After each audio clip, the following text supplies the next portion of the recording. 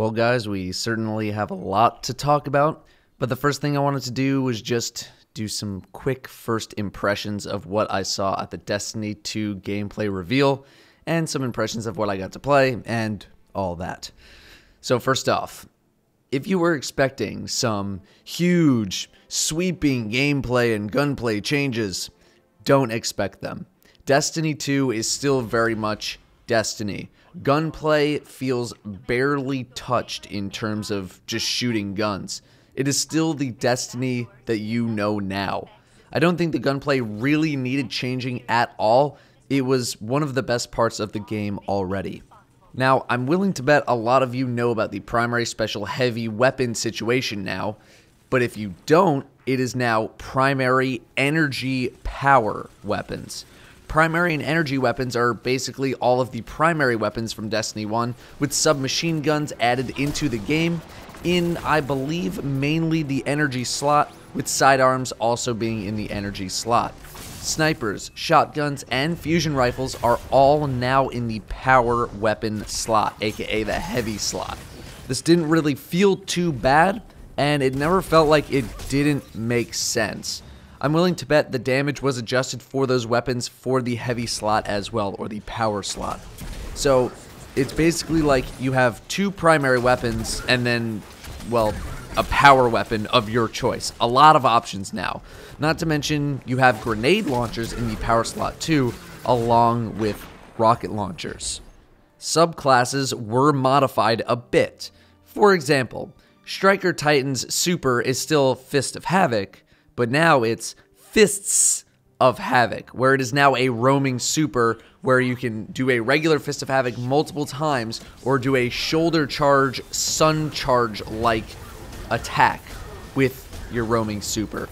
A lot of abilities will be returning, like, solar, fusion, firebolt grenades on any sort of warlock, lightning, pulse, flashbang on the Striker Titan. The core of the subclass experience on the returning subclasses hasn't changed a whole lot, but it's different enough that you can't just copy it one for one and know what you're doing. Each class now has a class ability. So, for example, the Titan, or the Striker Titan at least, can put down a small shield or a big shield in front of them by holding circle. Warlocks get an AoE field that can steadily heal or boost damage by 20%. We'll talk more about these when I talk about the subclasses individually. A minor but still kind of significant note, it appears that intellect, discipline, and strength are not in the game anymore. This could have been a for this event build situation. They didn't really let us look at stats or perks on guns too much or anything like that, and I very much could be behind on the news, but if those were removed in favor of just a flat recharge rate, then I like that for Crucible a little bit, because then it becomes much more about guns ruling the Crucible instead of abilities triggering every single encounter every time you want to engage. But I don't like it as much for PvE, because abilities in PvE are really, really fun. Armor, recovery, and agility appear to have replaced the stats on armor for the time being. We'll see what ends up happening with all of that. The strike, the inverted spire, was not bad. Probably the best strike experience that Bungie has ever put out. That being said, it is still very familiar to the current strike format, and it didn't really feel like it took too many risks. Don't get me wrong, the pacing was great, huge areas to run through. This place was big.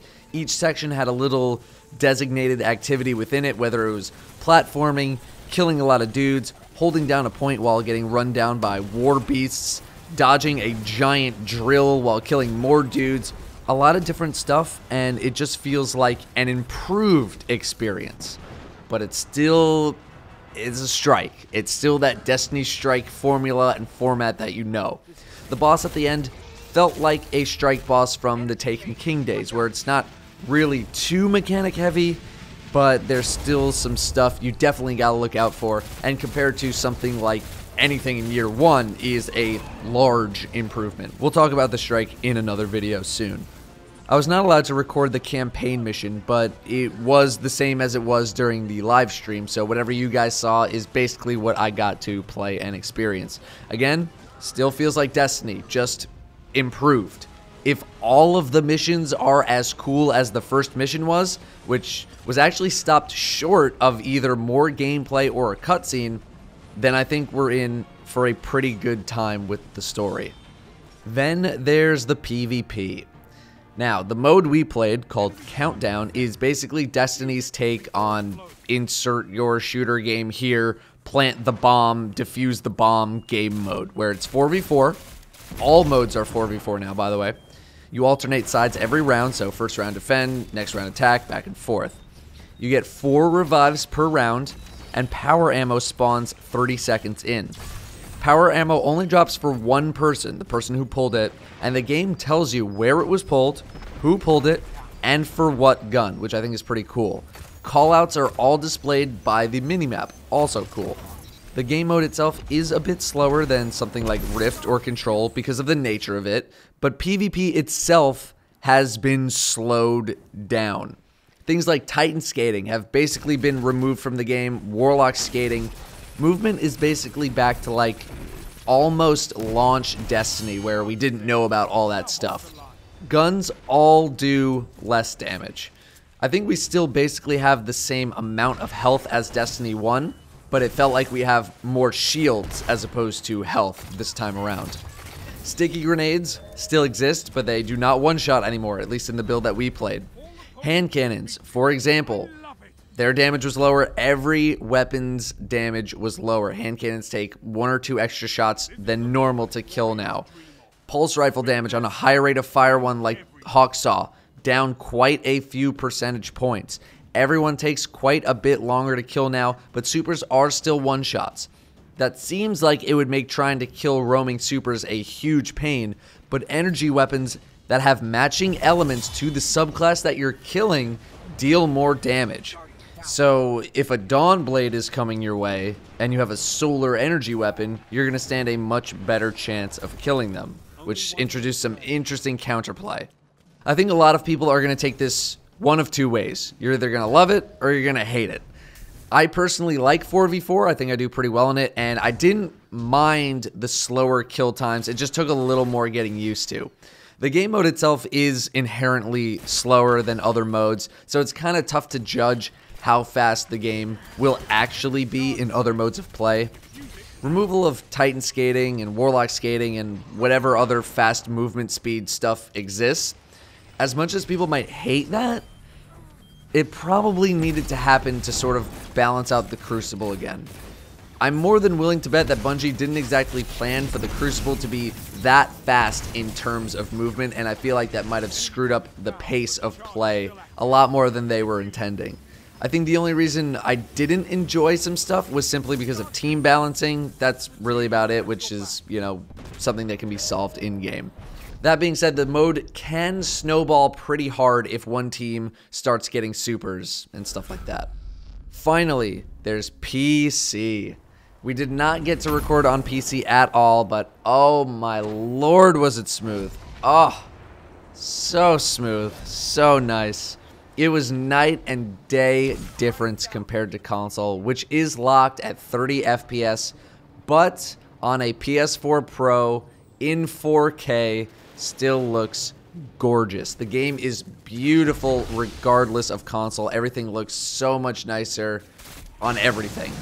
Took a little getting used to the controls on PC, but you will be able to rebind everything in the game when it comes to PC, which is allegedly not coming at the same time as the console launch. I will just leave it at that for now.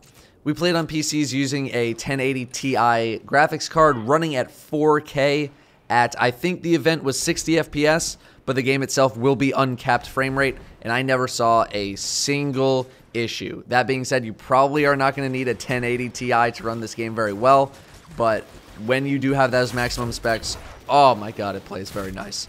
If the launch of the PC version is as good as it was at the event, it's going to be fantastic. Plays very well. It just felt weird after not having it on PC for 3 years. You're so used to it playing it on console. all this time, and now you're playing it on PC. It's just, I mean, it's here now, and it just feels great. PvE and PvP, all I've been hearing from everyone is good stuff. So if the launch on PC is good, then I think we're really solid there. All in all, Destiny 2 is still Destiny. If you enjoy Destiny now, I see no reason you wouldn't enjoy Destiny 2. There are tons of little improvements coming to basically every section of the game, some big improvements in other spots too. I don't see any reason that Destiny 2 would be worse than Destiny 1 in any way. Obviously, in terms of lasting power, that's much harder to tell. But from what we saw at the reveal presentation and based on the small amount of stuff that we got to experience, I think Destiny 2's launch will be way better than Destiny 1's launch. It honestly kind of felt like the experience I had with the Taken King. You know that feeling you had when Taken King came out and they just totally revamped a lot of stuff and things felt fresh and new again? I imagine Destiny 2 is going to be just like that, except on a much grander scale. Again, if you were expecting sweeping changes to anything that Destiny 1 does well, like gunplay, then just don't.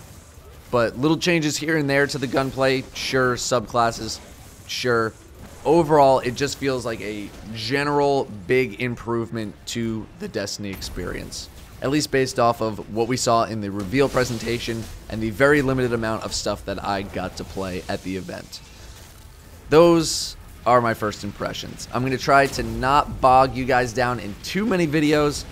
I don't want any sort of viewer fatigue, especially with literally everyone in the world uploading stuff.